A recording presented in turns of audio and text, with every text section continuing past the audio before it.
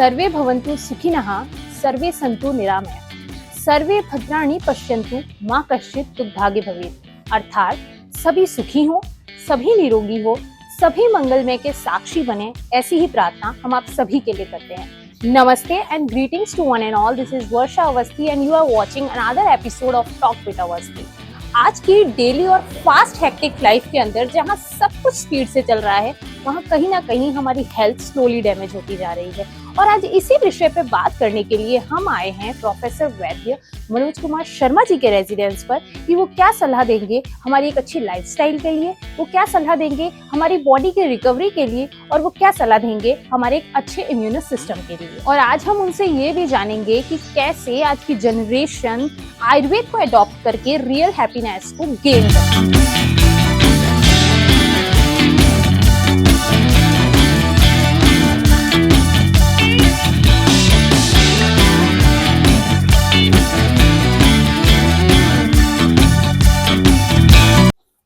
So finally we are with Professor Vaidya Manoj Kumar Sharma ji. Sir, welcome in our show and thank you so much for giving your prestigious time. धन्यवाद वर्षा जी। ईश वंदना से शुरू करते हैं।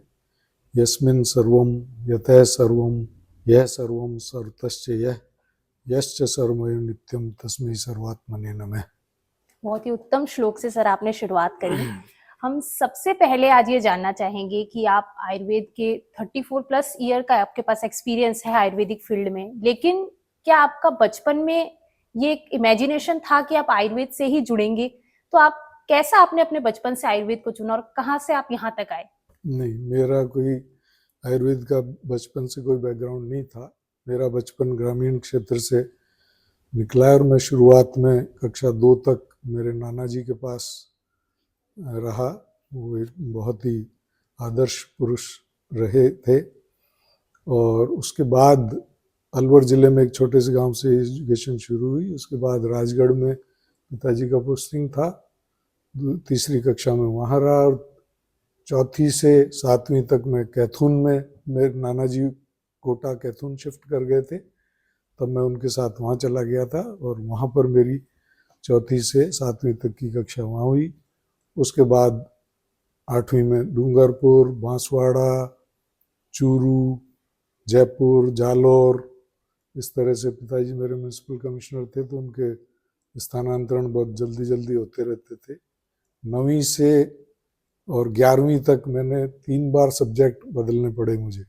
पढ़ाई में मैं वही बहुत ज़्यादा रुचि नहीं रखता था, दूसरी चीज़ों में ज़्यादा मेरी रुचियाँ थी। तो इस तरह से मेरा बचपन रहा। और 11th में मैंने मेरा बाई चांस संस्कृत सब्जेक्ट मुझे चुनना पड़ा जयपुर में, क्योंकि वहाँ यही कॉम्बिनेशन था आर्ट्स के अंदर। तो आदर्श विद्या मंदिर नहीं, आदर्श विद्या मंदिर स्कूल नहीं, आदर्श नगर के अंदर गवर्नमेंट का हायर सेकेंडरी स्कूल था, उससे मेरी एजुकेशन शुरू हुई। और 11th के बाद फिर ये लगा, मेरे मामा जी उस समय सीनियर RS ऑफिसर थे, आयुर्वेद में एडिशनल डायरेक्टर थे। दूसरे मामा जी मेरे एक एग्रीकल्चर यूनिवर्सिटी में प्रोफेसर थे। तो उन्होंने सोमदत्त जी शर्मा जो RS ऑफिसर थे और जो मोतीलाल जी शर्मा जो प्रोफेसर थे एग्रीकल्चर यूनिवर्सिटी उदयपुर में, उन्होंने मुझे सजेस्ट किया, मेरे माता पिता को सजेस्ट किया कि इसके लिए संस्कृत इसका बेस है तो इसके लिए आयुर्वेद अच्छा रहेगा। और तब मैंने आयुर्वेद में सीकर आयुर्वेद कॉलेज, श्री परशुराम आयुर्वेद कॉलेज सीकर के अंदर एडमिशन लिया, प्री आयुर्वेद के अंदर। ओके सर, आपका जो टाइम था उस समय आयुर्वेद को बहुत प्राचीनतम काल की विधि मानी जाती है आयुर्वेद, लेकिन आज का जो मॉडर्न टाइम पीरियड है, मॉडर्न कल्चर जो है, लोग सप्लीमेंट्स को बहुत ज्यादा लेते हैं। इस टाइम पे आप आयुर्वेद को किस तरीके से देख रहे हैं? आयुर्वेद की उपस्थिति या कहें कि आयुर्वेद की जो स्ट्रेंथ है उसको कोरोना ने बहुत स्पष्ट दर्शाया। कोरोना के समय जो स्थितियां बनी, दवाइयाँ जो एंटीबायोटिक और स्टेरॉइड्स और जितनी एडवांस मेडिसिन्स थी उनका काम आना बंद हो गया, एक तरह से वो कार्यकारी नहीं रही, तब आयुर्वेद में लोगों ने जो आयुर्वेद के तरीकों से जो काढ़े पिए, उपचार कराए, उससे कोरोना से मृत्यु से निजात पा पाए। इसने एकदम से विश्व को इस तरफ देखने की तरफ मजबूर किया कि आयुर्वेद एक ऐसी विधा है जिस पर हम ट्रस्ट कर सकते हैं, और वो टाइम टेस्टेड चीज़ है जो कालांतर में यहाँ पर उपेक्षित रही भारत में, लेकिन उसमें आज भी स्ट्रेंथ मौजूद है कि जब सब चीज़ें काम करना बंद कर रही हैं तब वो अपना परिणाम देने की स्थिति में है। बिल्कुल सर, कोरोना में हमने देखा आयुर्वेद ने बहुत लोगों का उपचार किया है सर, लेकिन लोगों का कहीं ना कहीं ये कहना होता है कि जो आयुर्वेदिक ट्रीटमेंट है वो बहुत ही स्लो है और कहीं ना कहीं बहुत एक्सपेंसिव भी है। तो आप इस चीज में क्या कहना चाहेंगे? आप खुद एक आयुर्वेदिक फिजिशियन है, प्रोफेसर भी रहे हैं। ये एक मिथ है। आयुर्वेद में चिकित्सा देर से नहीं होती, स्लो नहीं होती। लोग आयुर्वेद में देर से पहुंचते हैं, इतना बिगाड़ करके, इतना चीज़ों को विकृत करके, ऑर्गन्स पूरे डैमेज करके, किडनी के, लीवर के पेशेंट्स, एंडोक्राइन ग्लैंड्स के जो पेशेंट्स हैं, अगर हमारे पास शुरुआत में आ जाएं तो बहुत अच्छे से साधारण उनके खान पान में तब्दीली करा के साधारण औषधियों से भी हम उनको ठीक कर सकते हैं। रहा सवाल इस बात का कि दवाइयाँ एक्सपेंसिव हैं, अभी ये बात निश्चित है कि बहुत कोरोना काल के बाद से ही दवाइयों की कीमतों में बहुत बड़ा इजाफा हुआ है। उसका कारण भी यही है कि आयुर्वेदिक औषधियों का जो लगाने का क्रम था या इनको उगाने का क्रम था, इनकी उपलब्धता है, वो बहुत कम रह गई क्योंकि इस तरफ ध्यान ही नहीं था। तो उन कारणों से दवाइयाँ महंगी हुई हैं। लेकिन कुल मिला के अगर हम देखें कि आज की जो आधुनिक चिकित्सा की स्थितियों में जो जांचों में और उनकी औषधियों के अंदर जितना खर्चा होता है, तो उसकी जांच जितने खर्चे में तो हमारा पूरा इलाज हो जाता है।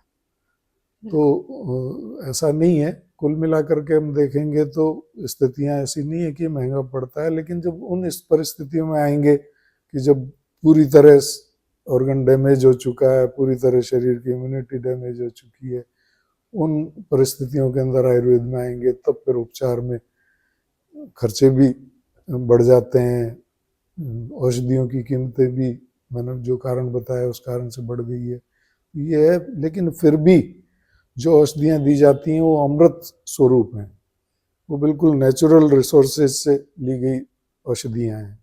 उनका एक तरह से ये बॉडी के लिए इन्वेस्टमेंट है, ये नहीं है कि भी कोई रसायन के रूप में कोई विषात्मक चीज़ें दी जा रही हैं। उनको लेकर के आदमी अपनी अच्छी और हेल्दी लाइफ को लंबे समय तक जीने की सामर्थ्य को हासिल करता है। ऐसी चीज़ में अगर हम इन्वेस्ट करें तो कोई बुराई नहीं। सर, अगर आज हम पब्लिकली रेशियो अगर देखते हैं तो एलोपैथिक के तरफ लोगों का जो रुझान है वो ज्यादा है कंपैरिजन टू आयुर्वेद। तो मेन डिफरेंस एक एलोपैथ और आयुर्वेद में आप क्या देख रहे हैं? एलोपैथ की तरफ जो रुझान ज़्यादा है उसका मैंने बताया कि पूरा एक हमारा जो भारतीय क्रम है ना, वो हमारी चीज़ों की प्रति आकृष्ट नहीं रहा। आप देखोगे खादी से ही हम दूर रहे और अब खादी मेन उसमें आती जा रही है। तो वो कुछ कालक्रम रहा, जो भी क्रम रहे, उन कारणों से हम अपनी चीज़ों की उपेक्षा करते रहे। वो रीजन है, न कि इसकी स्ट्रेंथ का सवाल है। दूसरा सवाल ये है कि आयुर्वेद की जो स्ट्रेंथ है वो सबसे बड़ी ये है कि ये शाश्वत सिद्धांतों पर आधारित विज्ञान है और इसके अंदर जो प्राकृतिक औषधियाँ हैं उनको इसके अंदर उपयोग किया जाता है, प्रकृति के सिद्धांतों के अनुरूप उनको उपयोग किया जाता है। तो न केवल वो उसकी इम्यूनिटी को बढ़ाता है, रोग को दूर करता है, बल्कि उसके जो लाइफ स्पान है उसको भी हेल्दी वे में, प्रसन्नता के साथ, पूरी स्ट्रेंथ के साथ आगे बढ़ाता है। तो ये फर्क है जो बहुत सारी औषधियों के प्रयोग हम बहुत लंबे समय तक कर सकते हैं क्योंकि वो औषधियाँ ऐसी हैं जो खान पान में उपयोग में लाई जाने वाली चीज़ें हैं, उनका हम नियमित रूप से प्रयोग कर सकते हैं। तो ये फ़र्क है। एक जो सिंथेटिक फॉर्म की मेडिसिन हैं उनको कितने समय लेंगे, बॉडी उसके लिए कितना सपोर्ट करेगी, तो वो प्राकृतिक रूप से हमको सपोर्ट नहीं करती। आयुर्वेद की बहुत बड़ी स्ट्रेंथ ये है कि ये कोई डॉक्टर किसी को ठीक नहीं करता कभी भी, शरीर खुद ही खुद को ठीक करता है। लेकिन जो लोग हैं वो जानते नहीं है कि भी उसको क्या उसके अंदर चीज़ें उसमें प्रोवाइड करानी चाहिए, क्या रोकनी चाहिए। इस सब को बताने के लिए डॉक्टर अपना काम करता है, चिकित्सक अपना काम करता है। और ये जो काम जितना बढ़िया आयुर्वेद में इसको बताया हुआ है और जो प्रकृति के साथ चलते हुए करता है, तो उसका कोई मुकाबला दुनिया में अभी कोई है नहीं।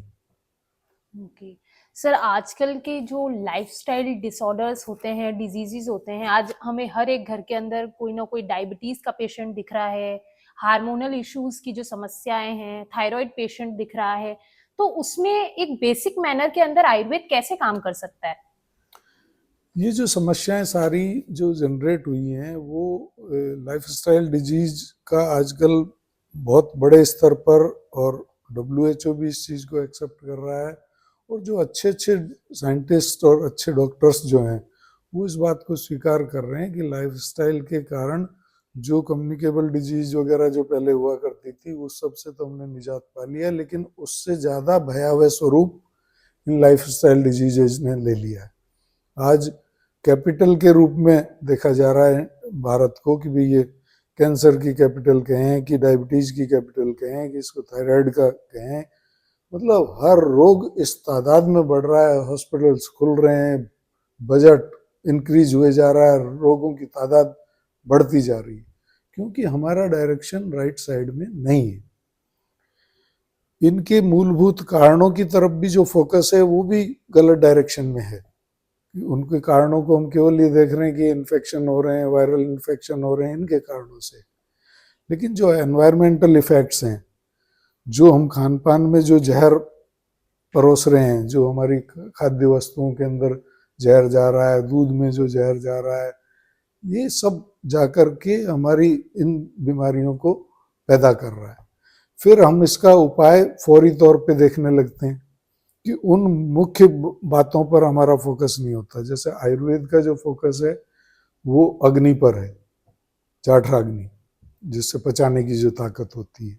आम, जो नहीं पचने वाली जो चीज़ है, उसके कारण जो रोग होते हैं, इनके कारण जो अग्निमांद की स्थितियाँ होती हैं, इनके कारण जो स्रोतों में जो यानी हमारे सर्कुलेटरी फंक्शंस वाले जो ऑर्गन्स हैं उनके अंदर जो रुकावट पैदा होती है, उनके कारण ये आगे चल करके रोग पैदा होते हैं। आज अगर हम उल्टी को रोकने की गोली खा रहे हैं, दस्त को रोकने की गोली खा रहे हैं, इससे कितनी तरह की बीमारियां पैदा हो रही हैं, ये कितनी तरह की बीमारियों को उत्पन्न कर रहे हैं, इसका उल्लेख आचार्य चरक ने चरक संहिता में पहले से कर रखा है। ये अधारणीय वेग है, वोमिट जो है अधारणीय वेग है, मल अधारणीय वेग है, मूत्र अधारणीय वेग है, डकार अधारणीय वेग है, ऐसे क्षुधा जो है अधारणीय वेग है, ऐसे जो 13 प्रकार के अपान वायु का वेग अधारणीय वेग है, मतलब इनका धारण नहीं करना चाहिए। छींक का वेग है अधारणीय वेग है, जम्भाई का वेग है अधारणीय वेग है, इनका धारण नहीं करना चाहिए। अगर इनका धारण करते हैं तो उससे बहुत तरह के रोग हो जाते हैं। एक उल्टी के वेग को ही अगर धारण करते हैं तो वोमिट किस लिए? वोमिट का मतलब शरीर ऐसी चीज को निकालना चाहता है जो अपद्रव्य हैं या उसके अंदर विषाक्तता पैदा हो गई है, उसको बाहर निकालना चाहता है। उसको अगर हम रोकेंगे तो विष ऑब्जर्व होगा तो फिर आगे चल करके वहीं हजारों साल पहले ये बता दिया कि उससे एलर्जी, ये जो बहुत तरह की स्किन डिजीज, ये सारी उससे पैदा होती हैं, क्योंकि वो ऑब्जर्व होकर के रस से रक्त और मांस मेद अस्थि तक जा करके अपने प्रभाव को दर्शाता है। जैसे जैसे धातुओं के अंदर इसकी विषाक्तता की स्थिति बढ़ती जाएगी वैसे वैसे रोग ज़्यादा उस स्थिति में बनते जाएंगे। अब एक रोग हुआ, उसकी दवाई शुरू हो गई, वो लाइफ लॉन्ग चल रही है। दूसरा रोग हुआ, डायबिटीज शुरू हुई, लाइफ लॉन्ग दवाई चल रही है। थायराइड हुई, लाइफ लॉन्ग दवाई चल रही है। ब्लड प्रेशर शुरू हुआ, लाइफ लॉन्ग दवाइयाँ चल रही। ये क्या समाधान है? ये क्या चिकित्सा का स्वरूप है? चिकित्सा का स्वरूप वो होना चाहिए जिसके अंदर उसके मूल कारणों पर फोकस किया जाए कि हमने जो आहार लिया वो ढंग से पचा कि नहीं पचा, कितने अंतराल से उसको लिया। अंतराल से नहीं लिया तो मिक्स हो जाएगा, मिक्स हो जाएगा तो हमेशा के अंदर कोई ऐसा प्रोविजन तो है नहीं कि आपने 1.5 घंटे पहले क्या खाया फिर 1.5 घंटे बाद जो खा लिया उसको सेपरेट कर देगा, उस पर पाचन का प्रोसेस अलग हुआ, उस पर अलग हुआ, दोनों मिक्स हो गया, बॉडी कंफ्यूज होगी। एक अंतराल के बाद 4 से 5 घंटे बाद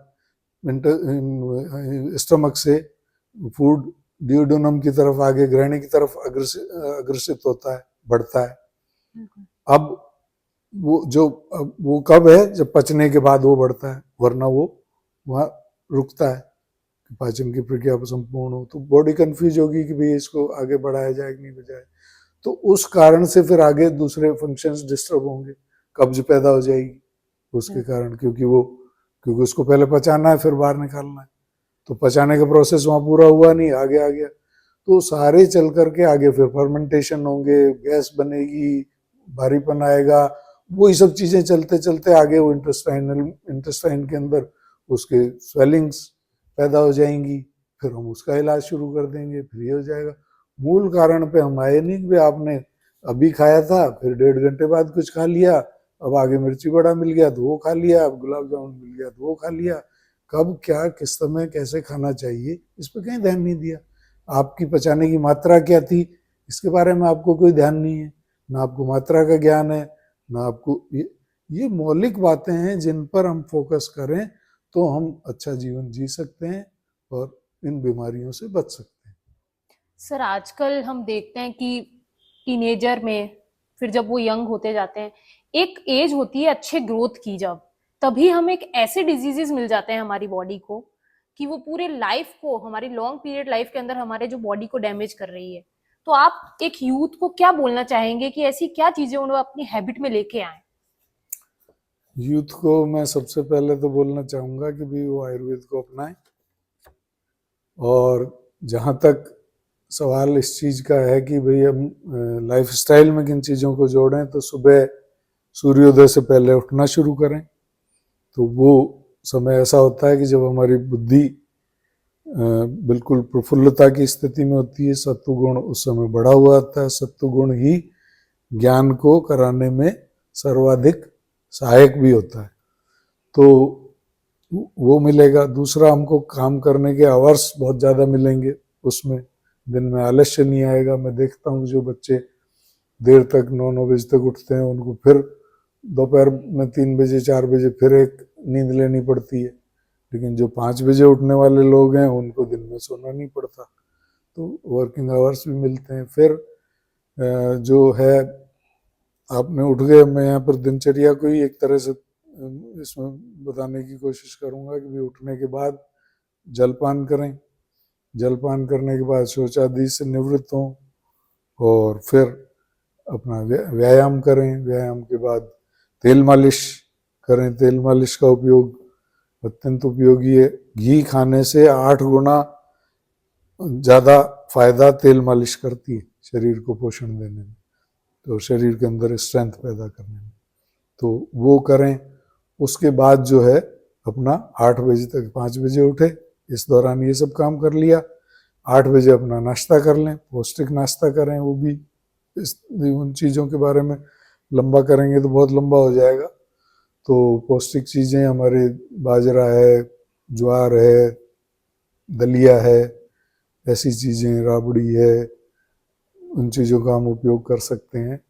और अगर दही छाछ लेना है तो राबड़ी वगैरह ले सकते हैं, नहीं तो हम कुछ उसके साथ गेहूं का दलिया वलिया लेना है तो हम उसके अंदर दूध का, ड्राई फ्रूट्स का, इनका उपयोग भी कर सकते हैं। तो ये नाश्ता ले लिया 8 बजे, और 8 बजे के बाद 1 बजे तक फिर लंच करें, तो ये प्रॉपर गैप हो जाएगा, तब तक वो पच जाएगा, ठीक से ढंग से भूख लग जाएगी।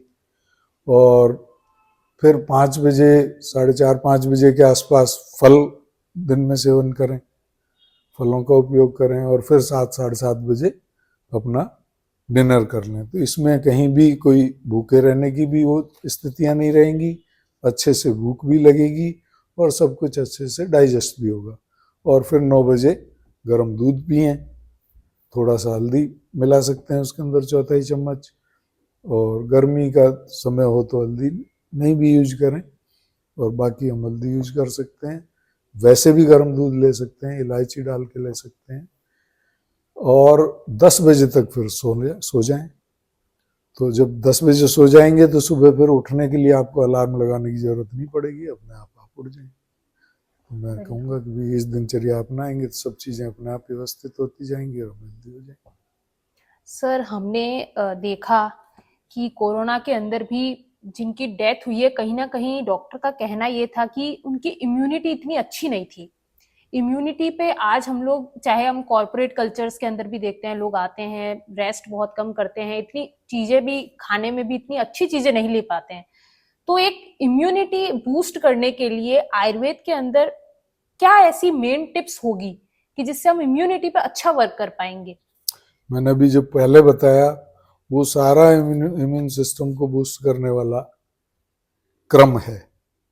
इस इम्यूनिटी कोई ऐसी चीज नहीं है जिसको बाहर से इंजेक्ट किया जा सके। इंजेक्ट करने वाली चीजें टेम्परेरीली बूस्टअप करती हैं, लेकिन वो फिर एक्चुअल इम्यूनिटी को डैमेज ही करती हैं। तो अगर हम इम्यून सिस्टम को तो ठीक करना चाहते हैं तो ये लाइफस्टाइल चुनें। दूसरा, मात्रा पूर्वक भोजन करें, ये बहुत महत्वपूर्ण है। मात्रा का मतलब हम एक कल्पना से अपने स्टमक के 3 पार्ट्स कर लें।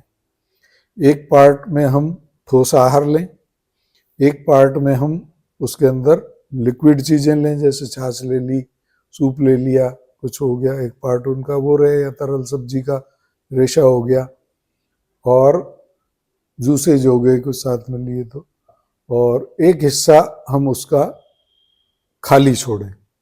मतलब हम खाना जब खाएं तो थोड़ा सा भूख रहनी चाहिए, थोड़ी गुंजाइश रहनी चाहिए, और आप इसको ऑब्जर्व करना, देखना, प्रैक्टिस में लेना 1-2 बार करके, कि आपने जो एक चपाती की भूख रखी या थोड़ी गुंजाइश रखी, वो 15 मिनट बाद ही आपको लगेगा कि नहीं मैंने ठीक खाया, और जो आपने पेट उस समय पेट भर के खाया वो आपको 15-20 मिनट बाद ही आपको लगेगा कि मैंने ज़्यादा खा लिया। ये बात आप खुद ही 15-20 मिनट, आधे घंटे में नोटिस कर लेंगे। तो इसका मतलब हमारी मात्रा पर आचार्य चरक ने बहुत ज़्यादा फोकस किया है। पहला उपदेश ही आचार्य चरक ने मात्राशीशात का दिया है, मात्रा पूर्वक भोजन लें, और मात्रा फिर अपने अकॉर्डिंग डिसाइड की जाती है कि मात्रा क्या, जो अगले आहार काल तक बिना कोई बाधा पहुंचाए, बिना कोई भारीपन पैदा किए पच जाए, मलमूत्र का विसर्जन हो जाए, डकार की शुद्धि हो, ये सब चीजें, शरीर में हल्कापन हो और बल की प्रतीति हो। इसका मतलब आपने आहार पूर्वक, मात्रा पूर्वक आहार लिया। अगर इसमें कहीं भी व्यवधान है का मतलब आपकी मात्रा डिस्टर्ब थी। बिल्कुल सर। सर, ऐसा कहा जाता है कि आयुर्वेद बहुत ही बेसिक्स पे काम चलती है। अगर हम, आपने भी बताया कि लाइफस्टाइल को इम्प्रूव करेंगे, हम बेसिक चीजों को ही अच्छे से मैनेज करेंगे तो हम एक अच्छा जीवन जी सकते हैं। क्या हम किचन से भी ऐसा कुछ ले सकते हैं? क्योंकि हमारा जो भोजन है वही हमारी पूरी बॉडी को मैनेज करता है। बिल्कुल। तो हम हमारी किचन में ऐसी क्या चीजें या सामग्री का उपयोग कर सकते हैं जो हमारी लाइफस्टाइल अच्छी रहे? बहुत अच्छा आपने प्रश्न किया। किचन में हमारे भारतीय हम होने से ये बहुत ही गौरव की बात है, और कोरोना में हमारी किचन ने हमको बचाया है। कोरोना में हमारी किचन ने हमको हल्दी प्रोवाइड कराई, लौंग प्रोवाइड कराई, सौंठ प्रोवाइड कराई, अजवाइन प्रोवाइड कराई, ये सब चीज़ें उसमें रक्षा करने वाली थी। तो ये औषधियाँ ही हैं, लेकिन हो क्या गया कि हमने इनको बिगाड़ लिया, इनके स्वरूप को बिगाड़ लिया। तो मैं सबसे पहले तो मैं एक जो सबसे ज़्यादा खराबा जो हुआ है वो हुआ है हमारे सब्जी बनाने के तरीके में। पहले मैं आपको बताऊं, आप तो बच्ची हो, पर मेरी दादी परदादी के समय का भी मुझे याद है। तब परिवार में 25-30 लोग हुआ करते थे, और बड़ी हांडी में सब्जी बनती थी, और सब्जी के अंदर मोटे मोटे मसाले डाल दिए जाते थे, और सब्जी को पका लिया जाता था। पकाने के बाद ऊपर से एक कलछी के अंदर हींग, जीरा, राई या मिर्ची का छौंक उसमें ऊपर से लगाया जाता था। मिर्ची भी बाद में डालने लग गए, पर मिर्ची पहले ही उसमें डल जाती थी, तो उससे उसमें सुगंध भी हो जाती थी और वो अच्छे से पक जाता था और उसमें फ्लेवर भी बढ़िया आ जाता था। और जिन चीज़ों को सेकने की ज़रूरत है, यानी हींग, जीरा, राई, ये थोड़ा सा घी में सेक लेते हैं तो इनके कुछ दोषात्मक स्थितियां इससे दूर हो जाती हैं, शोधन हो जाता है इनका, तो वो अच्छी खुशबू और उसके अंदर पाचन के गुण पैदा कर देता है। अब उसके बाद घी ऊपर से डाला जाता था, या तो सारी सब्जी में घी डाल देते थे या फिर इंडिविजुअल की कैपेसिटी के हिसाब से घी परोसा जाता था। ये तरीका सर्वोत्तम था। प्याज डालनी है, अदरक डालनी है, धनिया डालना है, हल्दी डालनी है, सब कुछ सब्जी में पहले पानी के साथ डलता था और पकता था। इससे इनके सारे गुण इसमें मौजूद होते थे। आजकल इन सबको तेल घी के अंदर पूरा तल करके उसको सारा नष्ट कर देते हैं। धनिया एसिडिटी को दूर करता है, धनिया पाउडर, लेकिन वो धनिया जो आजकल जो तल देते हैं वो एसिडिटी को पैदा कर देता है। मतलब एक स्वादिष्ट कचरे के रूप में हमने इसको कन्वर्ट कर लिया, जो कि बहुत पौष्टिक, हमने कुछ कम नहीं कराया, एक केवल पैटर्न को बदलने से उसका सारा गुणात्मक स्वरूप अच्छा हो गया और खराब हो गया। तो ये हम इनको बदल सकते हैं। दूसरा, हम अन्न का उपयोग जो करते थे वो पुराने अन्न का उपयोग करते थे, यानी एक सीजन बीतने के बाद नया अन्न उपयोग नहीं करते थे। नया अन्न जो है बहुत सारी बीमारियों को पैदा करने वाला होता है। डायबिटीज के कॉजेज में से नवान्न जो है पहला कारण बताया, नया अन्न उपयोग करना, क्योंकि वो पचने में भारी होता है और श्लेष्मा को अधिक उत्पन्न करता है। तो गुरु पदार्थ जो भी होंगे पचने में, जो भारी पदार्थ होंगे, अग्नि पर बैड इफेक्ट डालेंगे, पाचन शक्ति खराब होगी। पाचन शक्ति खराब होगी तो आगे की सारी चीज़ें गड़बड़ होती चली जाएंगी। फिर उनको हम कृत्रिम चीज़ों से डील करना चाहेंगे तो वो फिर डील नहीं होंगी, उन दवाइयों की आदत के स्वरूप में आ जाएंगी और फिर उनका बड़ा खराबा हमको आगे देखने को मिलता है। फिर हमको लगता है कि पहले तो हम कुछ समझ ही नहीं रहे थे, अब हमारे किडनी की प्रॉब्लम हो गई, हमारे लीवर की प्रॉब्लम हो गई। पता लगा कि भाई वो इसके लिए जो हम जो तात्कालिक तरीके ढूंढ रहे थे, उन दवाइयों के साइड इफेक्ट्स के कारण ये चीज़ें डेवलप हो गई और उसको ये भी नहीं पता लग पाता कि भाई ये आगे चल करके इनका कारण बन गया। फिर उसको डायग्नोस होता है तो वो देखता है कि अच्छा मेरे तो ये प्रॉब्लम है, अब इसका इलाज शुरू हो जाता है। तो यूं करके हम देखें तो ये हमको एक रसोई हमारी हमको दे सकती है। हालांकि इस पे और लंबी बातें भी हो सकती हैं कि बहुत सारी चीज़ें हैं, उन सब के अपने गुण धर्म हैं, उनके हिसाब से उनका यूज हमको किन ऋतुओं में किसका करें, तो ये एक लंबा टॉपिक हो जाएगा। पर किचन हमारे बहुत ज़्यादा सहायक है, आज भी है, थोड़ा सा करेक्शन करने के बाद। और आप देखेंगे खाना स्वादिष्ट ही बनेगा। उन चीज़ों को तलने से खाना स्वादिष्ट नहीं बनता। चीज़ें हमने कोई कम की नहीं, सब डाल रहे हैं, लेकिन उनको तल करके उनको नष्ट कर दिया हमने। तो ऊपर से जो घी डालेंगे तो घी भी गुण करेगा और वो मसाले भी गुण करेंगे, वो सब्जियां भी गुण करेंगी। और जब सबको तल दिया तो ना घी गुण करेगा, ना वो मसाले गुण करेंगे जो कि औषधियाँ हैं, और ना हमारी सब्जियां गुण करेंगी। तीसरी चीज़ इसी के साथ मैं और आप बताना चाहूँगा कि सब्जियों के नाम पे आज युवा पीढ़ी केवल आलू, भिंडी, गोभी, पनीर इन्हीं को सब्जी मानने लगी है, जबकि इतनी बढ़िया बढ़िया सब्जियां हमारे भारत प्रदेश के अंदर मौजूद थी। मकोई है, बथुआ है, ग्वारफली है, और आपके पुनर्नवा की भी सब्जी बनना करती थी। गिलोय के जो पत्ते होते हैं इनकी सब्जी बनती है, अड़ूसे के पत्ते हैं इनकी सब्जी, शाक वर्ग के अंदर इनको गणना की गई है, शाक है इनके, सब छूट गए, सब उनसे हो गए, इनकी बनाने की विधियां छूट गई लोगों को, क्योंकि वो कड़वे लगते हैं। लेकिन वो देखेंगे उनको बनाने के जो तौर तरीके हैं उनमें अगर उनको उबाल करके, जैसे बथुआ है उसको भी उबाल करके निचोड़ करके फिर हम उपयोग में करते हैं तो उसका टेस्ट अच्छा होता है। ऐसे कैसे इनका भी हम उपयोग कर सकते हैं। इनके अंदर बहुत अच्छे प्रोटीन, बहुत अच्छे क्या नाम, इम्यूनिटी को बढ़ाने वाली चीज़ें इनमें मौजूद हैं। और मौसम के फल सब्जियों का हम उपयोग करें, ये भी रसोई से जुड़ी हुई बात है। आजकल हम जो पहले स्टार्ट होने वाली चीज़ें हैं, तुरंत जो पहले से उनको एडवांस में जो लेके आ जाते हैं, उनमें ख़ास तौर से जो आम जो है, मैं उसका जिक्र करना चाहूँगा। ये तो शुरुआती जो दौर पे जो उनको पकाते हैं वैसे केमिकल से, उनसे वो तो बहुत हार्मफुल है, बहुत गर्म है, बहुत हार्मफुल है। जब खुशबू उसमें नेचुरल आने लगे तब उस आम का सेवन करना चाहिए, तो वो गुणकारी है और पौष्टिकता को देने वाला है। तो इसलिए मौसम में जो अच्छे से आने लगती हैं फल सब्जियां, उनका उपयोग हमको करना चाहिए। सर, जैसे हम देखते हैं कि एलोपैथ के सप्लीमेंट्स के साइड इफेक्ट्स होते हैं, तो क्या आयुर्वेद की औषधियों के अंदर भी किसी चीज की मात्रा कम या ज्यादा से कोई साइड इफेक्ट्स देखने को हमें मिलते हैं? जिसका इफेक्ट है उसका अगर उपयोग सही ढंग से नहीं करेंगे तो उसके साइड इफेक्ट निश्चित बात। आचार्य चरक ने इसको बहुत अच्छे से कहा है, योगादपि विषम तीक्ष्णम उत्तमम भैषजम भवेत। यानी विष भी जो है, सर्प विष की भी औषधि बनती है। मतलब अगर उसको मात्रा से सही जगह, सही व्यक्ति में, सही रोग में उसका उपयोग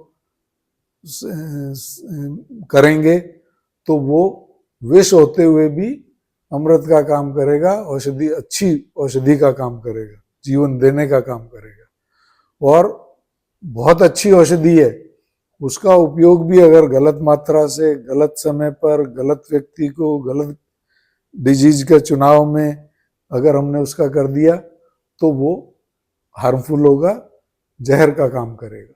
ये आचार्य चरक ने हजारों साल पहले इस बात को बता दिया था। अब इसमें थोड़ा सा हम एक चीज़ों को देख सकते हैं कि हमारे यहाँ बहुत सारी चीज़ें आहार के रूप में हैं, प्रकृति के अंदर सामान्य रूप से उपलब्ध चीज़ें हैं जो प्राकृतिक रूप से जड़ी बूटियों के रूप में हैं, जिनमें विषाक्तता नहीं है। ऐसी औषधियाँ भी हैं। उन औषधियों का जो उपयोग हम करते हैं, या वो औषधियाँ और आहार भी हैं, उनका अगर उपयोग करते हैं तो वो उसमें साइड इफेक्ट की संभावनाएं बहुत कम होती हैं, बजाय उसके कि जो रासायनिक स्वरूप की चीज़ें हैं वो असर भी वैसा ही करती हैं, तो फिर उनका दुष्प्रभाव भी उतना ही खतरनाक होता है। ये बात थोड़ी सी समझने की है। इस कारण से ये कह दिया जाता है कि भी आयुर्वेद की औषधियाँ दुष्प्रभाव नहीं करती। चलन में उसके बारे में इसलिए बात की जाती है, लेकिन ये तो निश्चित है कि जो इफेक्ट करती है उसका अगर गलत उपयोग होगा तो वो दुष्प्रभाव भी करेगी। सर, एलोपैथिक कल्चर की अगर हम बात करें तो उसमें जब भी हम किसी मेडिसिन को कंज्यूम करते हैं तो एक प्रिस्क्रिप्शन होता है कि without physicians advice you can't take.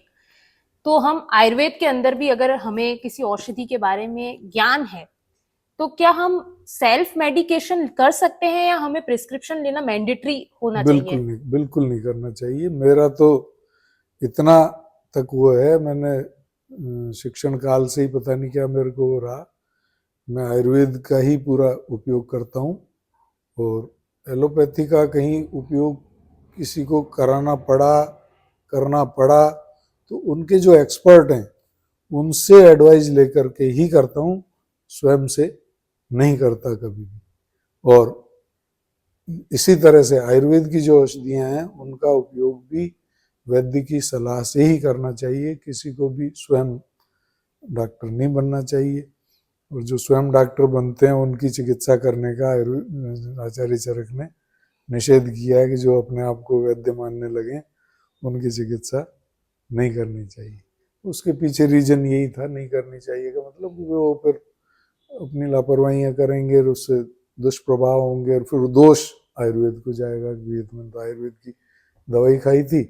अब ये उनको पता नहीं कि किस समय, किस स्थिति में कितनी लेनी चाहिए थी। कई बार किसी एक मेडिसिन से उसकी एक तकलीफ ठीक हुई, किसी वैद्य ने बताया ठीक होगी, अब वो हमेशा उसको लेना शुरू कर देता है। लेकिन ये दवाइयाँ ऋतु के हिसाब से, किस ऋतु में कौन सी दवा किस मात्रा में लेनी चाहिए, किस कंडीशन में लेनी चाहिए, इन सब का उस पर वो इफेक्ट मौजूद रहता है कि उसके कारण उसका प्रभाव होगा या दुष्प्रभाव होगा। तो कभी भी या तो पूरी जानकारी रखें या आधी जानकारी, तो फिर जो है वो हमेशा घातक ही होती है। सर, आपने अपने एक्सपीरियंस के अंदर, आपको 34 प्लस इयर्स का एक्सपीरियंस है, आपने प्रोफेसर भी रहे हैं, आप फिजिशियन भी हैं आयुर्वेद के। आपके एक्सपीरियंस में आपने कोई ऐसा कभी देखा है कि आयुर्वेदिक मिरेकल आपने किसी पेशेंट के अंदर देखा हो, जो आपको लगा हो कि लास्ट स्टेज पे है, लेकिन आपको फिर एक आयुर्वेद का मिरेकल दिखा हो, जब एलोपैथी ने भी हाथ खड़े कर दिए हो? अनेकों स्थितियों में ऐसा मैंने देखा, अनेकों प्रसंग भी रहे हैं जो, लेकिन अभी लेटेस्ट मैं बताना चाहूँगा जो मेरे पिताजी का है। मेरे पिताजी अलवर रहते थे और वो 88 ईयर्स के हैं अभी। उनको अचानक वहाँ पर कुछ वोमिट सेंसेशन हुआ कुछ इस तरह से रात को, और दूसरे दिन भी उनकी तबीयत थोड़ी ठीक नहीं हुई, तो उनको यहाँ से वो मैं रवाना हुआ। छोटा भाई मेरा जयपुर रहता था, वो पहुँच गया वहाँ पे। गए तो मेरे से पहले ही वो उनको एडमिट करा चुके थे वहाँ के अलवर के एक हॉस्पिटल में। वहाँ उनको जो है यूरिन टेस्ट के लिए यूरिन लेना चाहा तो यूरिन आ नहीं रहा था। तो तब तक ये पॉइंट आउट भी नहीं हुआ था, एक दिन पहले तक ठीक थे बिल्कुल, तब तक ये पॉइंट आउट भी नहीं आता कि यूरिन नहीं आ रहा। तो वहाँ पर फिर यूरिन नहीं आया तो कैथेटर लगाया, कैथेटर से भी यूरिन नहीं आया, बहुत थोड़ा सा यूरिन उसमें निकला गाढ़ा सा, लेकिन बाकी भी यूरिन नहीं उतर रहा था उनको। फिर उन्होंने लेसिक्स वगैरह लगाए, उससे भी यूरिन नहीं आया। फिर उन्होंने आईसीयू में ले लिया, सेम डे आईसीयू में ले लिया। आईसीयू में लेकर के उन्होंने फिर ड्रिप वगैरह वो चलाई और लेसिक्स वगैरह ये चलाए। तो फिर उन्होंने कहा उन्होंने कि भाई आज देख लेते हैं, यूरिन नहीं आ रहा, क्रिएटिनिन बढ़ रहा है। क्रिएटिनिन 4.5 कुछ आ गया था, तो डायलिसिस करना पड़ेगा, कल डायलिसिस करना पड़ेगा। हम एकदम सख्ते में आए, तो हम उनको लेकर के महात्मा गांधी मेडिकल कॉलेज जयपुर जो है वहाँ ले आए। वहाँ भी आईसीयू में ले लिया उनको। आईसीयू के बाद उनको लगातार उनका वहाँ पर उनको एल्ब्यूमिन वगैरह चलाया, तो उससे उनका यूरिन तो आने लग गया, लेकिन जो उनकी कंडीशन थी वो दिनों दिन हर दिन डिटोरेशन पर थी। मतलब उनके WBC काउंट्स बढ़ते जा रहे थे और प्लेटलेट्स घट रही थी, क्रिएटिनिन बढ़ता जा रहा था और यूरिया बढ़ गया था काफ़ी ज़्यादा।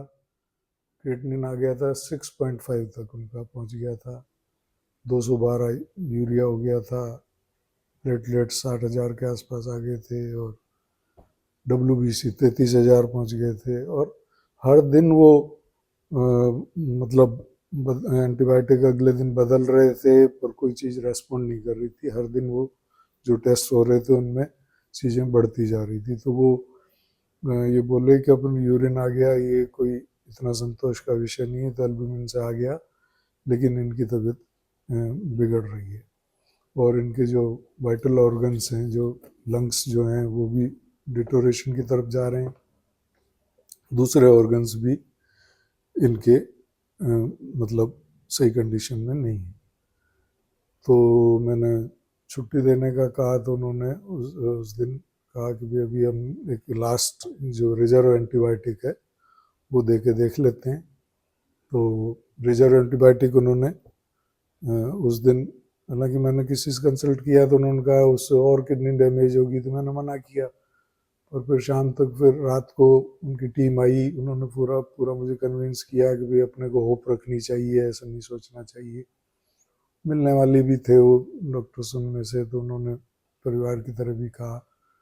तो फिर हम उसमें आगे कि मैंने कहा ठीक है दे दिया। तो उससे तबीयत उनकी और सुबह ज़्यादा गड़बड़ रही और उनको वो वो कह रहे थे कि मेरे गले में फांसी लग रही है और ये लग रही है, मतलब सांस दम घुट रहा था उनका। तो वेंटिलेटर के लिए उन्होंने हमसे पहले रात को ही कंसल्ट लेनी चाहिए थी, तो मैंने मना किया उसके लिए क्योंकि हम देख रहे थे कि भाई ये सारी चीज़ें चल रही हैं, तो इसमें वेंटिलेटर से मुझे नहीं लग रहा कि भाई इससे हम कुछ इनको और वो रहेगा, और मैं छुट्टी दिलाने के मानस में था। फिर मैंने मेरे परिवार से चर्चा करके भाई बहनों से, वो भी एग्री हो गए और हमने उनको सुबह फाइनली छुट्टी दिला ली, और ऑक्सीजन सपोर्ट से हम उनको, उनके आरटी वगैरह लगा दी गई थी, ऑक्सीजन सपोर्ट से हम उनको जोधपुर ले आए। रास्ते में ही हमने वहाँ से, मेरा भाई रहता वहाँ से, मिसेज मेरी आ गई थी, तो वो भी आयुर्वेद से उन्होंने काढ़ा तैयार करवाया, और हमने आरटी के जरिए ही उनको वो काढ़ा दे दिया। यहाँ ला करके फिर मेरे फ्रेंड सर्किल में डॉक्टर्स हैं, तो उन लोगों को फ़ोन कर दिया था, वो भी आ गए, बहुत परिवार की तरह ही हैं। तो उन्होंने ये कहा कि मैं आयुर्वेद पूरा चलाने के मूड में था कि मैंने कहा हम देख लेते हैं। बच्चे बच्चे सब आ गए थे, हमें ये भी नहीं था क्या स्थिति रहेगी। बेंगलोर से सब लोग आ गए थे, बहनें बहनें आ गई थी, तो हमें ये भी नहीं था क्या स्थिति रहेगी, पर मैंने कहा एक बार हम अपनी कोशिश तो करें। तो फिर उन्होंने कहा कि नहीं, आप देखो बहुत अच्छे फिजिशियन हैं जिनका ये चल रहा था ट्रीटमेंट, उनका हमने नाम सुना है, तो आप ये भी रहने दो और ये भी चलाओ। 4 दिन तक हमने फिर वो दोनों चलाया। उसके बाद क्रिएटिनिन पहुंच गया 9.5, और उन्होंने कहा कि भी डायलिसिस अब मस्ट है, और अपने को कल डायलिसिस कराना, हम आपकी एक नहीं सुनेंगे। उन्हें हिम्मत करके, वो परिवार की तरह ही उन्होंने ये बात बोली, हमने हिम्मत करके और उनको कहा कि भाई अब हम 2 दिन अपना आयुर्वेद पूरा चलाना चाहते हैं, एलोपैथी पूरी तरह बंद करेंगे। पूरा हमने वो बंद किया, बंद करके 2 दिन वो चलाया। थोड़ा सा सिम्टोमेटिकली जो यूरिन का आउटपुट जो पहले बढ़ रहा था इनटेक से, वो थोड़ा सा पैरेलल आया। फिर मैं परिवार का मामला था, पिताजी का मामला था, तो मैं भी तैयार हो गया, डायलिसिस करा लेते हैं। लेकिन मेरे भाई बहन जो थे, मेरे एक मित्र हैं, वो डॉक्टर अवस्थी, उन्होंने कहा कि नहीं भाई साहब, अपन ये आयुर्वेद को ही अभी थोड़ा कंटिन्यू करेंगे। 5 दिन बाद हमने टेस्ट कराया, सीरम क्रिएटिनिन जो 9.5 पहुंच गया था, वो 3.5 पर आ गया, और दूसरे पैरामीटर्स भी, जो यूरिया था 212 से 112 पे आ गया, प्लेटलेट्स इंक्रीज हो गए, मतलब WBC रिड्यूस हो गए, और सारी चीज़ें मतलब इतनी होपफुल कंडीशन में आ गई कि वो, मतलब हम, और आज वो मई 25 की बात बता रहा हूँ, आज वो आराम से हैं, घूमते फिरते हैं, अपनी एक्सरसाइज करते हैं, और आराम से अपना जीवन जी रहे हैं। तो ये मैंने एक ऐसा चमत्कार आयुर्वेद का देखा, क्योंकि इस तरह के पेशेंट हमारे पास आ भी नहीं पाते, इस तरह के एक्सपीरियंस हम यूं ले भी नहीं पाते। ये तो एक ऐसा था कि कोई क्रम बना और मैं इसको देखा, तब मैंने देखा। मैंने यही औषधियाँ मेरे यहाँ पर लगा रखी हैं घर पर ही, उनके काढ़े वाढ़े, हमने आरटी होने से हमको ये आराम रहा कि हमने काढ़े वाढ़े सब मैं उनको 3 टाइम देते रहे, ताज़ा पत्तों के काढ़े चलाए सब। तब मुझे लगा कि जिन दिव्य औषधियों को हम पढ़ते थे, इस उम्र में जाके मुझे लगा कि उनकी दिव्यता का मुझे साक्षात दर्शन हुआ कि ये दिव्य औषधियाँ क्यों दिव्य कही जाती, उन्होंने क्या परिणाम दे दिया। बिल्कुल सर, आपकी लाइफ में क्या कभी कोई चैलेंजिंग मोमेंट रहा है? इतना एक्सपीरियंस आपके पास है, चैलेंजिंग मोमेंट्स आप अब शेयर करना चाहें अगर? चैलेंजिंग मोमेंट में तो मैं याद करूं तो, मेरे जब विश्वविद्यालय के अंदर डेपुटेशन हुआ, तो 2000 फरवरी 2004 में जब यूनिवर्सिटी खुली थी, तो उसमें केवल वाइस चांसलर थे, और शिक्षक के रूप में उनके साथ तकनीकी रूप से मेरा डेपुटेशन यहाँ पर किया गया, और ऑलमोस्ट 1 साल तो मैं अकेला ही उनके साथ था। तो मेरे पास उस समय नर्सिंग की परमिशन ले ली थी, तो नर्सिंग का, आयुर्वेद नर्सिंग का जो सेटअप करना था पूरा, और उसकी क्लासेज लेना, और गेस्ट फैकल्टी से उसकी क्लासेज लगवाना, ये सारा काम था। ये इसके साथ मेरे पास एकेडमिक सेक्शन था, एकेडमिक सेक्शन का पूरा काम था, एफिलिएशन से लेकर के बॉम, एकेडमिक काउंसिल की मीटिंग्स, और सारा सब्जेक्ट कमेटी की मीटिंग्स वगैरह सब। इसके अलावा मेरे पास मैं NSS का इंचार्ज था, नशा मुक्ति यूनिट स्थापित की नए सिरे से, उसके लिए 5 गांव गोद लिए, ये सारा उसमें साथ में था। साथ में मेरे पास 2 डिपार्टमेंट का मैं इंचार्ज था।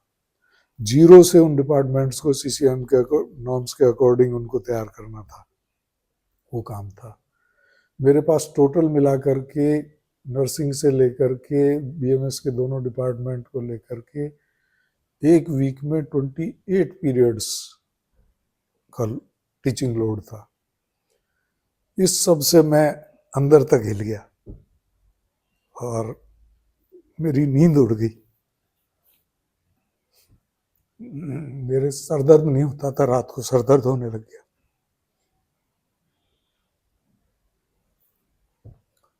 तो मैंने ठाना कि मैं इससे क्विट कर लेता हूँ, और मैंने यहाँ की नहीं राजनेताओं को उनको संपर्क किया कि मैं तो हटना चाहता हूँ उससे। पता नहीं क्या ईश्वर ने मुझे ताकत दी कि मुझे ख्याल आया एकदम से कि भाई जितनी सामर्थ्य प्रभु ने दी है उसके अनुसार मैं काम करता चलूं। कौन राजी होता है, कौन नाराज होता है, कोई बात नहीं। क्या फल मिलता है, क्या नहीं मिलता है, कोई बात नहीं।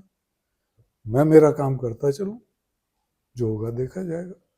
इस एक ईश्वर की प्रेरणा ने मुझे इतनी ताकत दे दी कि मैं फिर काम कर गया, सफल भी हो गया। और वो कैसे हो गया, आज मैं खुद देखता हूं तो मुझे यकीन नहीं होता कि वो इतना काम मैं कैसे कर पाया।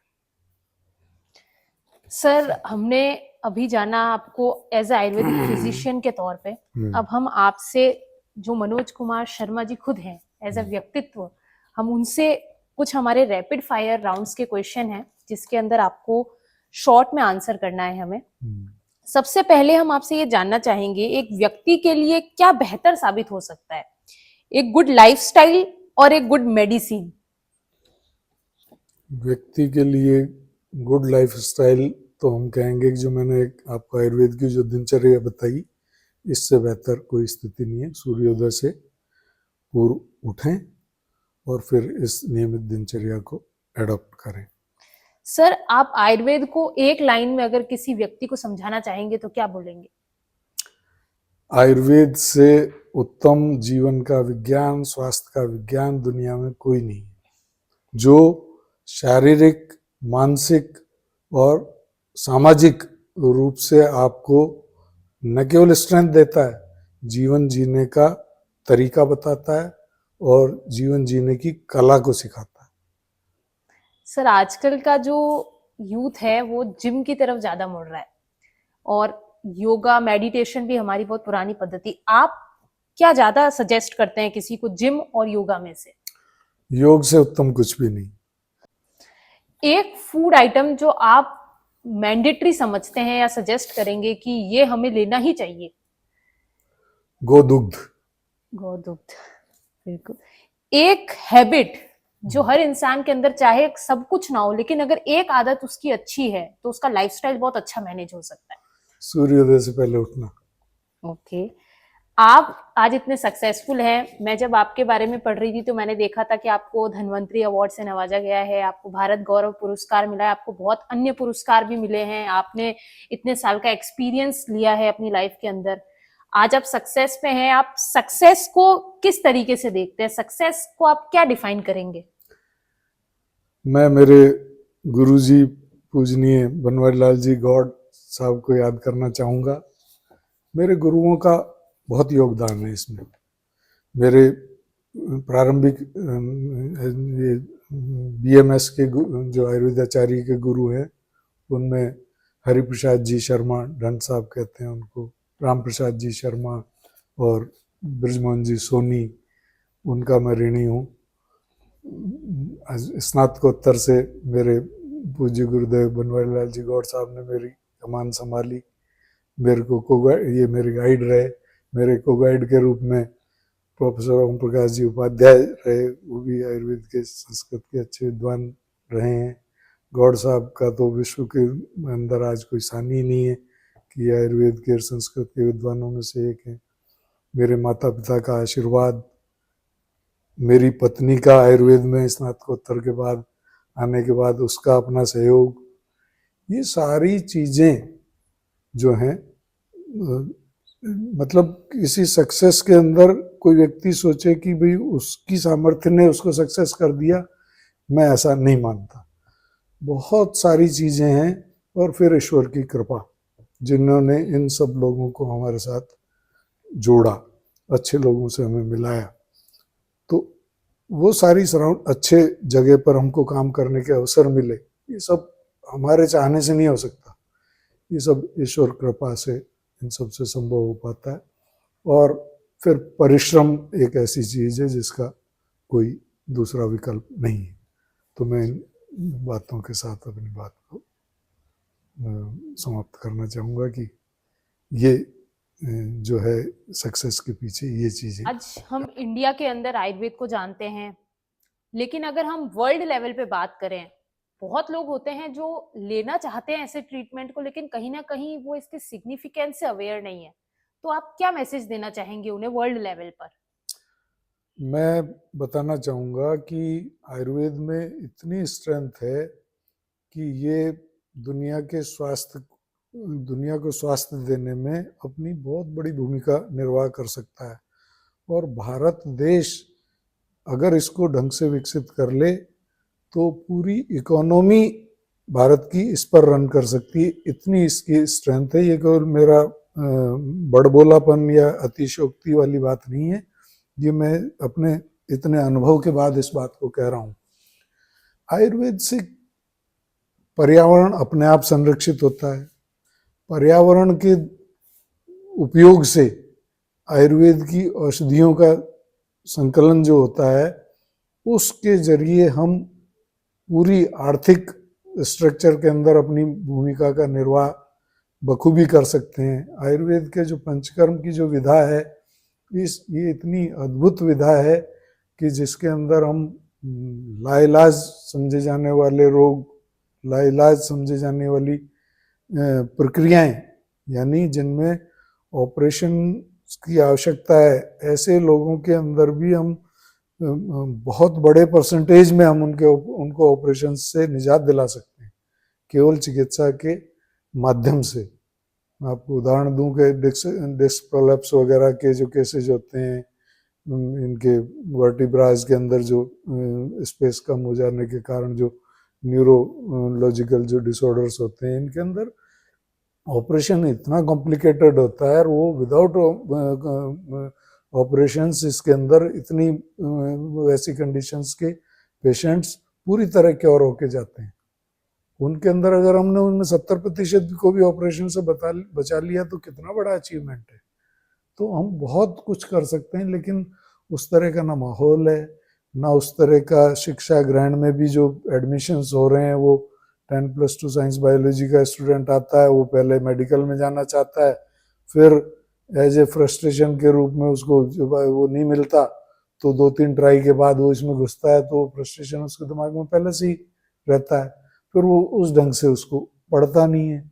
आयुर्वेद को जब तक उसके आयुर्वेद के ढंग से नहीं पढ़ेंगे, आयुर्वेद के सिद्धांतों को आयुर्वेद के अनुरूप उनको नहीं जानेंगे, पूरे वैज्ञानिक सिद्धांत हैं वो, लेकिन उनको आप मॉडर्न से रिलेट करने लगोगे तो अग्नि को फायर समझोगे तो कुछ समझ में नहीं आएगा।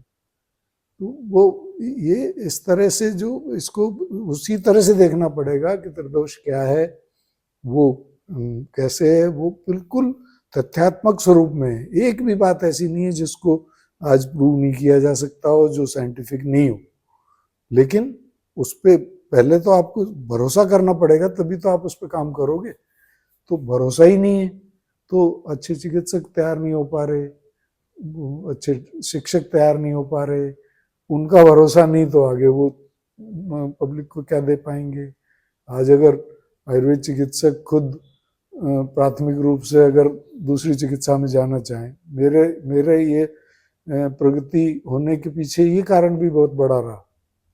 मैं जब सेकेंड ईयर में, जहाँ तक मुझे याद आता है सेकेंड ईयर में हूँगा मैं, तभी मुझे पता नहीं क्यों ये इस तरह का एहसास हुआ कि मैं अगर मेरे परिवार की मेरे निकटतम जनों की चिकित्सा करने में अगर सक्षम नहीं हूँ तो मुझे दूसरों के जीवन के साथ खिलवाड़ करने का अधिकार नहीं है। और इस बात ने जो मेरे गहराई तक पैठ की, उसने मुझे इसमें आगे बढ़ाया।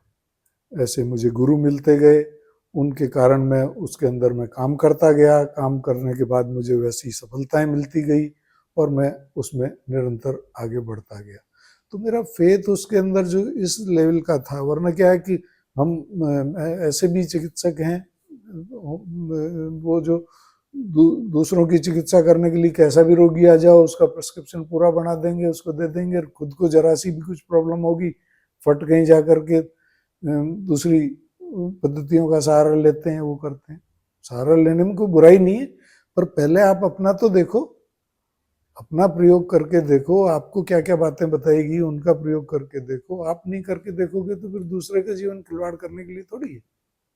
बिल्कुल। तो ये रीजन रहा कि जो मैं इसमें थोड़ी गति कर पाया और मेरा आत्मविश्वास इस लेवल का बढ़ा। बहुत सारे कारण हैं इसके, तो पिछड़ने के, वो एक अलग टॉपिक हो जाएगा, तो अपन कभी उस पर डिस्कशन करेंगे। बहुत सारे फैक्टर्स हैं, लेकिन स्ट्रेंथ बहुत है, खजाना है।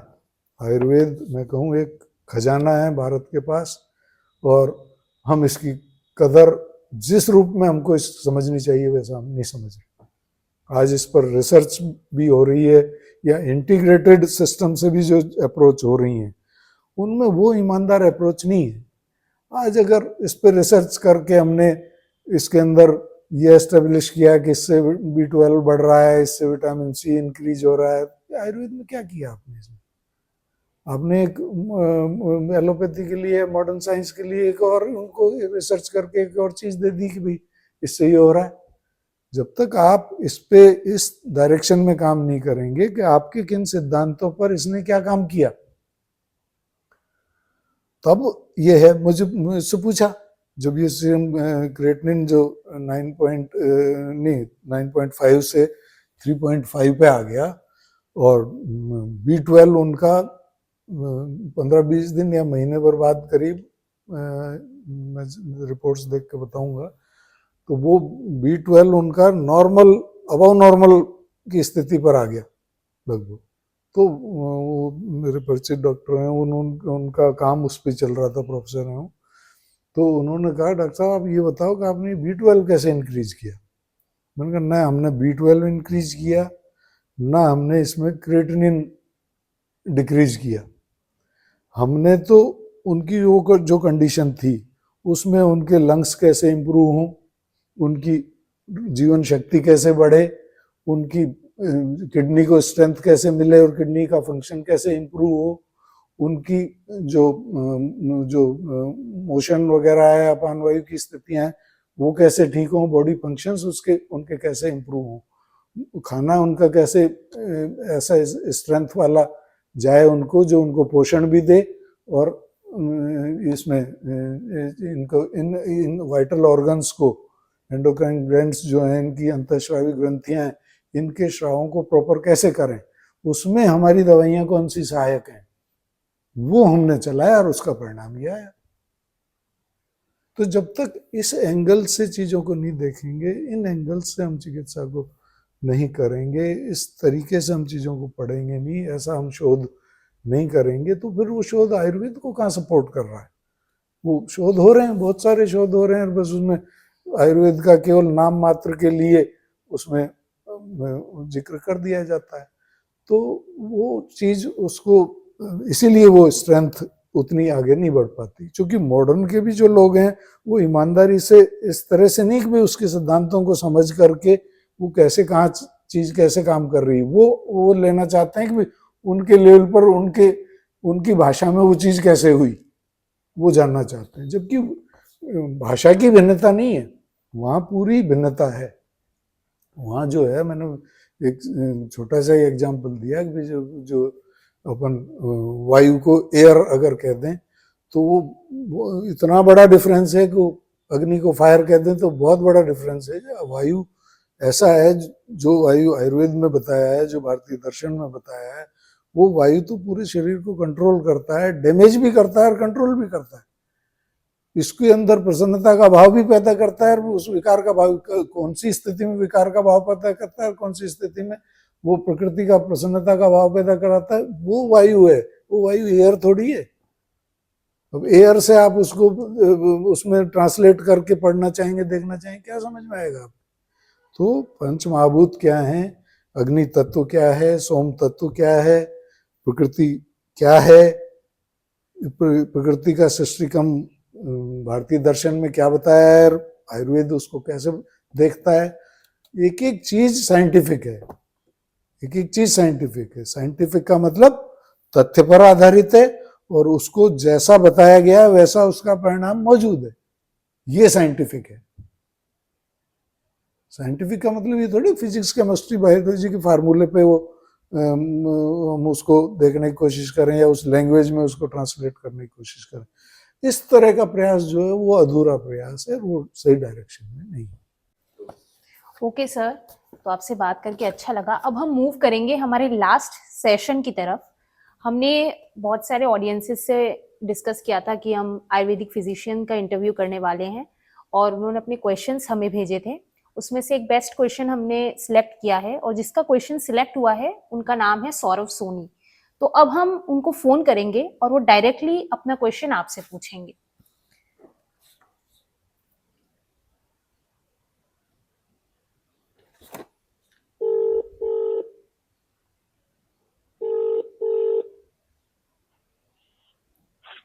हेलो। हेलो जी सौरव सोनी जी, आपका क्वेश्चन सिलेक्ट हुआ है टॉक विद अवस्थी के अंदर। अब आप डायरेक्टली आयुर्वेदिक फिजिशियन प्रोफेसर वैद्य मनोज कुमार शर्मा जी से बात करेंगे, और आप उन्हीं से अपना क्वेश्चन पूछेंगे। Yes ma'am. हेलो, हाँ सौरभ जी। नमस्ते सर। नमस्ते सर मैं सर एक कॉर्पोरेट एम्प्लॉय हूँ सर। मेरा आपसे सर ये सवाल है कि सर आजकल की सर जैसे कॉर्पोरेट लाइफ के अंदर सर बहुत ज्यादा स्ट्रेस वगैरह रह रहा है सर, तो सर बढ़ रहा है सर, उसकी वजह से सर आप सिंपल वे में सर उसको रिड्यूस करने का कोई मतलब सुझाव बता सके सर हमको। बिल्कुल बिल्कुल। एक तो हमने इसमें इस चीज को चर्चा भी की है कि कैसे अपना लाइफ स्टाइल अपन सुधारें। दूसरा, ये स्ट्रेस जो है वो दो तरह से काम करता है। मानसिक रूप से तो स्ट्रेस की स्थिति बनती है, शारीरिक रूप से भी बनती है। शरीर जब स्वस्थ नहीं होगा तो वो स्ट्रेसफुल होगा, और जब मन स्वस्थ नहीं होगा तो भी स्ट्रेस की स्थितियां बनेंगी। तो शरीर को स्वस्थ रखने के लिए तो हम ये आयुर्वेदिक दिनचर्या वगैरह का इनका प्रयोग करें, हेल्दी लाइफस्टाइल का अडॉप्ट करें। मानसिक स्वास्थ्य की स्थिति के अंदर हमको थोड़ा ये विचार करना पड़ेगा कि जो कर्तापन का जो भाव है हमारे अंदर कि मैं कर रहा हूं, उसको थोड़ा सा हटाना पड़ेगा। और जो कर्मण्येवाधिकारस्ते मा फलेषु कदाचन जो गीता का वाक्य है, आयुर्वेद भी इस चीज को बताता है कि हमारे हाथ में केवल काम करना है, कार्य को हम अपनी पूरी स्ट्रेंथ से करें। और एक एग्जाम्पल मैंने आपको अपने स्ट्रेस का भी अपने इसमें दिया है, जिसमें मैं कैसे इसी प्रेरणा से उभरा था। जब तक हम इस चीज को करते रहते हैं कि मैं ये काम कर रहा हूँ और मेरा काम बिगड़ जाएगा और मेरा सुधर जाएगा, तब हम स्ट्रेस में होते हैं। कौन हमसे खुश होगा और कौन नाराज होगा, तब हम स्ट्रेस में होते हैं। अगर हम ये सोचें कि हम अपनी पूरी ईमानदारी से, पूरी सत्यनिष्ठा से, पूरी स्ट्रेंथ से, जो हमारी क्षमता है उसके अनुसार हम काम कर रहे हैं, फिर काम कैसा होगा, किस तरह का होगा, कौन खुश होगा, कौन नाराज होगा, तो इसको दूर हटा दें, आपकी बहुत सारी स्ट्रेस खत्म हो जाएंगी। और आपके स्ट्रेस लेने से ये चीज सुधरने वाली भी नहीं। तो अगर इस थॉट प्रोसेस को हम लाएंगे तो हम ठीक हो जाएंगे। अगर ब्लड प्रेशर रहता है तो भी स्ट्रेस की स्थितियां रहती हैं, मोशन ठीक से नहीं हो रहा है तो भी स्ट्रेस की स्थितियां रहती हैं। तो बॉडी फंक्शंस के लिए हमने चीज़ें डिस्कस की हैं, और अपन कहीं इस तरह की कोई प्रॉब्लम है तो हम आयुर्वेद चिकित्सक से किसी से संपर्क करके प्राकृतिक रूप से अपना नेचुरल तरीके से प्रकृति के अनुरूप जो औषधियाँ हैं उनसे अपना इलाज लेकर के अपने शरीर को ठीक रख सकते हैं। और इन विचारों के साथ अपने मन को ठीक रख सकते हैं, और फिर आपका स्ट्रेस पूरी तरह गायब हो जाएगा। Okay sir, thank you so much. Thank you so much for giving your time. आपसे बात करके हमें बहुत अच्छा लगा, और कहीं ना कहीं शायद हम इस मॉडर्न लाइफ के अंदर हमारे प्राचीनतम आयुर्वेद को भूल गए थे। आज आपसे बात कर कर हमने फिर से हमारे आयुर्वेद को जाना, और बहुत अच्छा लगा, देखा कि लाइफस्टाइल को कितना सिंपल वे में मैनेज कर सकते हैं। तो मैं आपका धन्यवाद करना चाहूंगी। धन्यवाद वर्षा बिटिया, आप मेरी बेटी जैसी ही हो, तो मैं आपकी उन्नति के लिए, और आपने जो इतना अच्छा इस चीज़ को आयोजित किया और इतने भावपूर्ण तरीके से इस चीज़ के साथ जुड़ी रही, तो मैं आपको भी धन्यवाद देता हूँ। धन्यवाद। So thank you so much sir again. और अब मैं आपको बताना चाहूंगी कि हम फिर से ऐसे ही एपिसोड्स आपके लिए लाते रहेंगे, तो हमारे साथ प्लीज जुड़े रहिए। अगले एपिसोड में हम फिर से मिलेंगे किसी ऐसी ही इंस्पायरिंग पर्सनालिटी से, जो हमें बताएंगे कि कैसे उन्होंने अपनी जर्नी स्टार्ट की, कैसे उन्होंने अपना लाइफस्टाइल मैनेज किया और कैसे वो सक्सेस तक आए। तो प्लीज ज्वाइन करें हमें, और आगे भी अगर आपके कोई भी मैसेजेस हो तो आप हमें कमेंट सेक्शन में कमेंट कर सकते हैं। Thank you so much and please watching our channel. Thank you.